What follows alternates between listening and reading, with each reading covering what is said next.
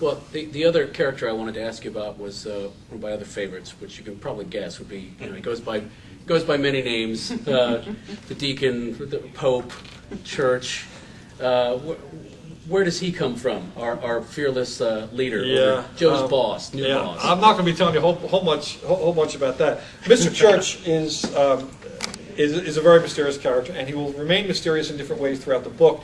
You do learn a lot about what he was doing in the 70s in Dragon Factory, the second book, because we find out that he was part of a group called The List, a group of ultra top special ops groups, special ops agents that were from different countries that were working on a particular problem. And but you still don't know where he came from, what his real name is, and some people actually are making bets that he'll turn out to be a villain. And I'm not saying anything either way. He is my favorite character to write, however, because I know more about him than I'm writing about, but I still don't know everything about him. I'm going to let myself be surprised. Sometimes when he opens his mouth, he'll say something or do something, and I go, wow, that's interesting. But there's a lot of devious things about him. The cookie thing, for example. Yes. For those who haven't read the book, during the interview between Mr. Church, who's the head of the DMS, and Joe Ledger, Joe picked up in Ocean City, Maryland, brought to this undisclosed location, sits him down to interrogate him.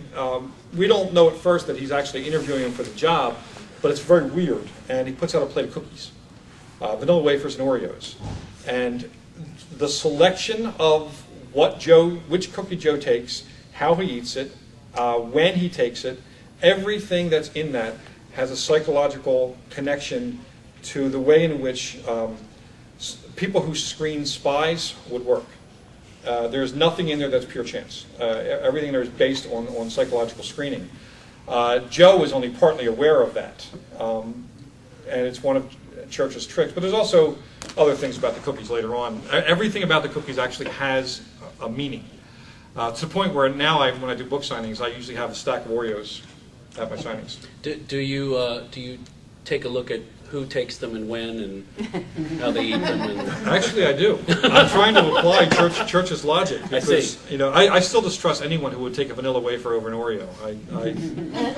As Joe says, he thinks that's a sign of pure evil. Staying on Church for a second, I know you'd said that there's obviously some of you in all of the characters, but how much of you is in Mr. Church, you think? Maybe part of his moral compass, but he's really more based on my high school disciplinarian, across whose desk now. I spent many hours, who had a similar tactic. The various times I was in the disciplinarian office, he'd sit me down there and I'd sit here and he would just stare at me for an hour. He would be doing this with his fingers the whole time. If I looked down at his fingers, he would lean forward and do it more. And that was it. That was detention for an hour. And he only took one student at a time. The guy, if he wasn't an ex-CIA spook who happened to wind up in detention as the person running it, I would be very surprised. I think the guy has a weird background that I didn't know about. But it's a combination of him and my initial jiu-jitsu instructor when I first started studying, and a guy I know who was a former CIA assassin in Vietnam, Ronald Duncan. So for all we know, in high school you could have been screened for some kind of job by this ex-spook. Yeah, I think he was trying to decide whether I was going to prison or not. So I know you have Dragon Factory in the Flesh here, which is the sequel. What can you tell us about Joe Ledger's next adventure? Well, actually, I'm going to read you the back cover text. Oh, please. Because my editor actually wrote the back cover text. Usually I don't like when an editor does this. I like what they wrote. Joe Ledger and the DMS, Department of Military Sciences, face their deadliest threat yet when they go up against two competing groups of geneticists bent on world domination. One side is creating exotic transgenic monsters and genetically enhanced mercenary armies. The other is using 21st century technology to continue the Nazi master race program begun by Joseph Mengele. Both sides want to see the DMS destroyed, and they've drawn first blood. Neither side is prepared for Joe Ledger as he leads Echo Team to war under a black flag. I had a lot of fun writing this book. This comes out in March, by the way, March 3rd. And there's going to be a fairly big campaign behind it, which is nice.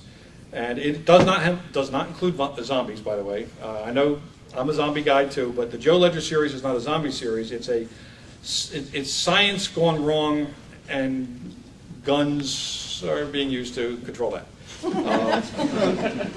It's kind of like if Michael Crichton knew how to write action. You know, it's one of the pitches. I mean, by the way, and it was just optioned. The series was just optioned by Sony TV. So we're hoping it's actually going to wind up being a television show. But if you imagine, for those who haven't read it, it's Fringe meets 24. That would be a great way to kind of get your mind around what the series is. And I actually want to read you the opening of the book. It's a very short prologue, and it'll give you a sense of where the story is going. And by the way, if you haven't read Patient Zero, it won't spoil anything. When this does come out, do not read the last couple of chapters first. It will spoil the book for you. Guaranteed. And if anyone tries to tell you what happened to the last chapter, kill them. Okay, prologue. 1 week ago, Otto Wirths was the second worst mass murderer in the history of the world. Compared to him, Hitler, Stalin, Attila the Hun, and even Alexander the Great were amateurs, posers who could not hold a candle to Otto and his body count. Only one person was worse, Cyrus Jacobi. That wasn't his real name, and in a way he had no real name. Like Otto, Cyrus was a freak. Like Otto, Cyrus was a monster. A week ago, I'd never heard of either of them. Almost no one had. A week ago, they were on no watch lists. They were not sought by any world governments. Their names were not muttered in hateful curses or angry prayers by a single person on planet Earth. Yet together, they had done more harm than anyone. Together, they had very quietly slaughtered tens of millions. Tens of millions. At night, when they sat down to their dinner, they did not dwell on past accomplishments. A champion athlete doesn't dwell on the preliminaries. 1 week ago, 7 days before I'd even heard of them, Otto Wirths placed a large digital clock on the wall above the elaborate workstation where he and Cyrus spent much of their waking hours. The clock was set to tick off seconds and minutes. Otto adjusted the time to read 10,080. 10,080 minutes. 168 hours, 7 days, 1 week. After he pressed the start button, Otto and Cyrus clinked glasses of Perrier Jouet, which at over $6,000 a bottle was the world's most expensive champagne. They sipped the bubbles and smiled and watched as the first 60 seconds ran away, and then the next 60. The extinction clock had begun. And then we jump forward to now. I crouched in the dark. I was bleeding, and something inside was broken. Maybe something inside my head, too. The door was barred. I had 3 bullets left. 3 bullets and a knife. The pounding on the door was like thunder. I knew the door wouldn't hold. They would get in.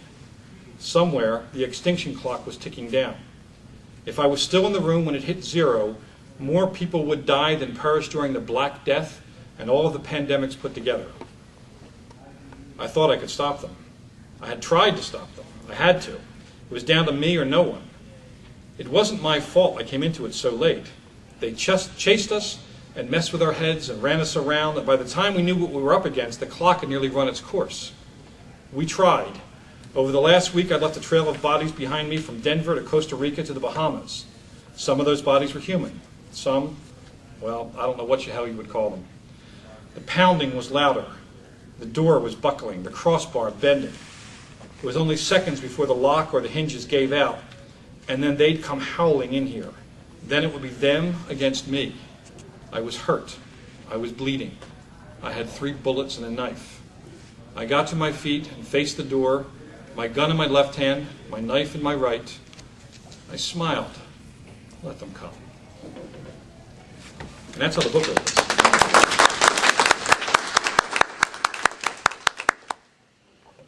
And by the way, just for those who have not yet read the book, either book, if you go to my Facebook page or my website, which is jonathanmaberry.com, and there's flyers here that have a link, there's a free prequel short story called Countdown available on the website. There will be a free interim story that takes place between Patient Zero and Dragon Factor. There's going to be a free interim story that is actually kind of a sequel to Patient Zero, and that'll be up around Thanksgiving.